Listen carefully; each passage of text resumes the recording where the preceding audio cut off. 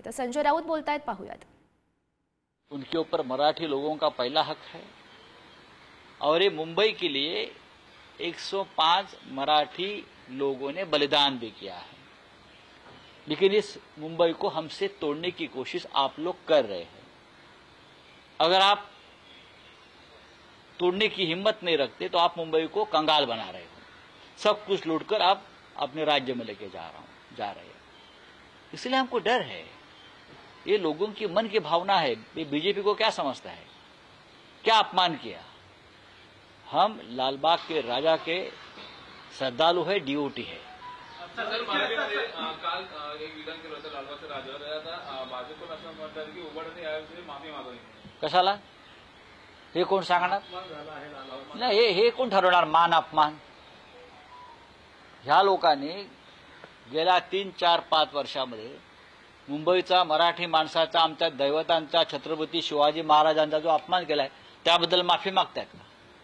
फडणवीसांनी माफी मागितली का माफी? एक लक्षात घ्या, माझं विधान काय होतं? आम्हाला भीती वाटते, ज्या पद्धतीनं गुजरातचं व्यापारी मंडळ भाजपचं महाराष्ट्राच्या राजधानीवर सातत्यानं हल्ले करताय, मुंबई ओरबडण्याचा त्यांचा जो एक डाव सुरू आहे, मुंबईतल्या सगळ्या उत्तम आणि चांगल्या गोष्टी गुजरातला न्यायच्या, उद्योग असेल, व्यापार असेल, इंटरनॅशनल फिनान्स सेंटर असेल, म्हणजे आंतरराष्ट्रीय वित्तीय केंद्र असेल, आमच्या जमीन, आमच्या जुमले, आमची प्रतिष्ठा, हे सगळं तोडायचं हे फक्त गुजराती व्यापार मंडळाच्या फायद्यासाठी। त्यांनी शिवसेनाही त्यासाठीच तोडली, त्यांनी राष्ट्रवादी काँग्रेसही त्यासाठीच तोडली की गुजराती व्यापार मंडळाचा फायदा व्हावा म्हणून अहमदाबादच्या। त्याच्यामुळे आम्हाला भीती वाटते, जे वैभवाचं, जे प्रतिष्ठेचं आहे मुंबईतलं, ते सगळं जर हे उरबडून घेणार असतील, नेणार असतील गुजरातला, तर काल देशाचे गृहमंत्री अमित शहा लालबागच्या राजाला दर्शनासाठी आले। आम्हाला भीती वाटली, हे पुढल्या वर्षी लालबागचा राजा अहमदाबादला किंवा गुजरातला ते घेऊन जाणार नाहीत ना, ही लोकांच्या मनातली भीती। अमित शहा इतके वेळा आले मुंबईत, आम्ही हा प्रश्न निर्माण केला होता का? गेल्या वर्षी आले होते, त्याच्या आधी आले होते, पण आम्ही हा प्रश्न निर्माण केला होता का? पण आता हे भय वाढलेलं आहे, हे मुंबईतून काहीही उचलून नेऊ शकतात सत्तेच्या बळावर। त्याच्यामुळे आम्हाला लालबागच्या राजाचे आम्ही भक्त आहोत, श्रद्धा आहे, आणि त्या श्रद्धेच्या संदर्भात आमच्या मनात ज्या शंका आल्या की ही सगळी झुंड आलेली आहे, ही झुंड आमच्या लालबागच्या राजा संदर्भात काही वेगळा निर्णय घेतला, कारण लालबागचा राजा ही शान आणि प्रतिष्ठा आहे, जगभरातून लोक येतात। श्रीमंतीविषयी सोडून द्या, परवा कोणीतरी 17 कोटीचा मुकुट दिला, सोनं देवाला देतात म्हणून तो देव नाही, लाखो श्रद्धाळू तिकडे येतात म्हणून तो देव आहे। आणि हे भाग्य मुंबईतल्या दैवतांना मिळत आहे, त्याच्यामुळे कोणाच्या पोटात दुखत असेल त्याच्यामुळे देवच पळवायचे, काही होऊ शकतं। पण लक्षात घ्या, 105, आता काल ते काय म्हणाले की बॉम्बेचं मुंबई करण्यामागे त्यांचं योगदान आहे। मग आम्ही काय गोट्या खेळत होतो? शिवसेना प्रमुख बाळासाहेब ठाकरे इतके वर्ष बॉम्बेचं मुंबई व्हायलाच पाहिजे, पाट्या मराठीत व्हायलाच पाहिजे, ही जी आंदोलनं 50 वर्षापासून आम्ही केली सर्व स्तरावर, आमच्या काही इतर पक्षातल्या सहकार्यांनी हा विषय कोर्टात नेला, हा विषय कोर्टात आमचे राम नाईक सुद्धा होते, पी.बी. सामंत होते, अनेक लोक होते याच्यामध्ये, या लढाईमध्ये सगळ्या पक्षाचे।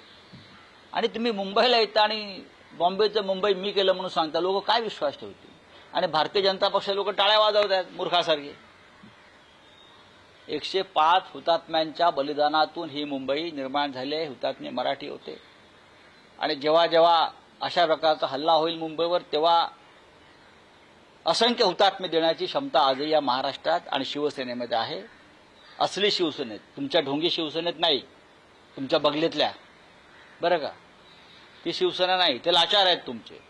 पण आमच्या शिवसेनेमध्ये अजूनही मुंबई आणि मराठी माणसासाठी बलिदान करण्याची तयारी आहे, हे त्यांनी लक्षात ठेवलं पाहिजे।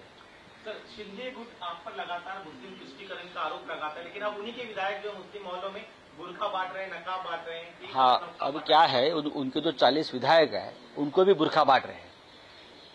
उनको आने वाला चुनाव बुर्खा में लड़ना पड़ेगा, क्योंकि लोग जूते मारने वाले हैं उनको। देखो, ये चुनाव जीतने के लिए कुछ भी कर सकते हैं, ढोंगी लोग हैं।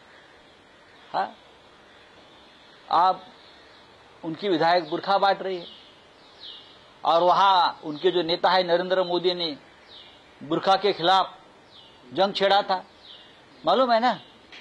उनके लोगों ने जो स्कूल कॉलेज में जो बच्चियां बुर्खा पहनकर जाती थी, हाँ, उन पर हमले किए ना, आपको मालूम है ना। मामला हाईकोर्ट सुप्रीम कोर्ट तक चला गया था, और आप लोग बुर्खा बांट रहे हैं। लेकिन इसका मतलब है आप ढोंगी है। आप चुनाव जीतने के लिए किसी भी हद तक जा सकते हो। अजित पवार तातडीने मुंबईला काल आले होते, अमित शहा यांच्या भेटीने शक्यता केली, याच्या आधी देखील दिल्लीला देखील यांच्या भेटीगाठी झाले होते. होऊ द्या ना, ते त्यांचे नेते आहेत. अमित शहा हे एकनाथ शिंदे अजित पवारांचे नेते आहेत, आणि त्यांचे नेते आता गुजरातमधले असल्यामुळे ते आल्यावर मुंबईमध्ये त्यांना भेटावं लागेल. पूर्वी अजित पवारांचे नेते माननीय शरद पवार साहेब होते, तेव्हा मुंबई किंवा बारामतीत त्यांच्या भेटी व्हायच्या हायकमांड. एकनाथ शिंदेचे नेते हे बाळासाहेब ठाकरे होते, किंवा माननीय उद्धवजी ठाकरे होते, त्याच्यामुळे मुंबईत त्यांच्या भेटीगाठी होत्या.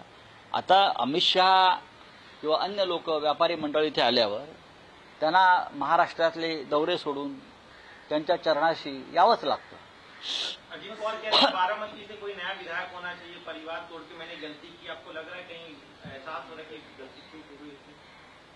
अजित पवार बारामती में विधानसभा चुनाव हार रहे हैं, ये पक्का है, ये उनको भी मालूम, ये उनको भी मालूम है. अब मैं उनके ऊपर क्या बोलूं. आप अपने घर तोड़ा है, अपनी पार्टी तोड़ी है, जिस आपके नेता और आपके पिता समान शरद पवार साहब ने सब कुछ दिया, उनके पीठ में आपने खंजीर मारा है, तो अभी पश्चाताप होने से क्या फायदा है. सर, संदीप जोशीने आरोप केले तुमच्यावर दावा ठेवण्यात खोटी बातमी छापली सामनामध्ये. एकीकडे 115 कोटीची निविदा आपल्या जमीन म्हणजे जी शक्ती बिल्डकॉमला दिली, कोणावर दावा ठोकणार ते. प्रकरण न्यायालयात आहे, ही न्यायालयाची बातमी आहे. अभ्यास करा कायद्याचा. न्यायालयानं एक खटला दाखल करून घेतलाय माझ्या माहितीप्रमाणे या संदर्भात. मोहिनी जबलपुरे नावाचे एक पिटिशनर आहेत, ते या घोटाळा संदर्भात कोर्टात गेलेले आहेत, आणि त्या आधाराने ती बातमी आहे ना. ठीक आहे ना, बघू ना. सर, उद्धव ठाकरे म्हणतात की आम्ही समर्थन दिले काँग्रेस सरकारला, कुठलाही चेहरा असेल द्या, मात्र ह्याला वाघाचं काळीज लागतं असं संपादकीय म्हणतात. आणि इकडे फडणवीस म्हणतात की तुमच्याकडे मुख्यमंत्री चेहरा नाही.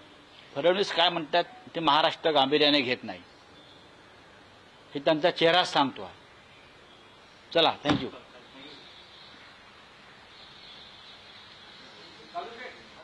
विधानसभेतून पराभूत होणार असं आता संजय राऊत म्हणतात. सोबतच त्यांनी अमित शहा यांच्या मुंबई दौऱ्यावरून टीका केल्याचं सुद्धा पाहायला मिळतंय. तर मुंबई ओरबाडण्याचा भाजपाचा डाव आहे असं संजय राऊत म्हणतात. नुकतीच त्यांची पत्रकार परिषद पार पडली आणि त्यावेळी माध्यमांशी संवाद साधलाय. अजित पवार हे बारामती विधानसभेतून पराभूत होणार असं मोठं वक्तव्य संजय राऊत यांनी केलंय. आणि बारामतीतील पराभवाची त्यांना चाहूल लागली आहे, आणि बॉम्बेचं नाव मुंबई करण्यात शहांचा हात आहे हे हास्यास्पद असल्याचं टीका संजय राऊत यांनी केली आहे.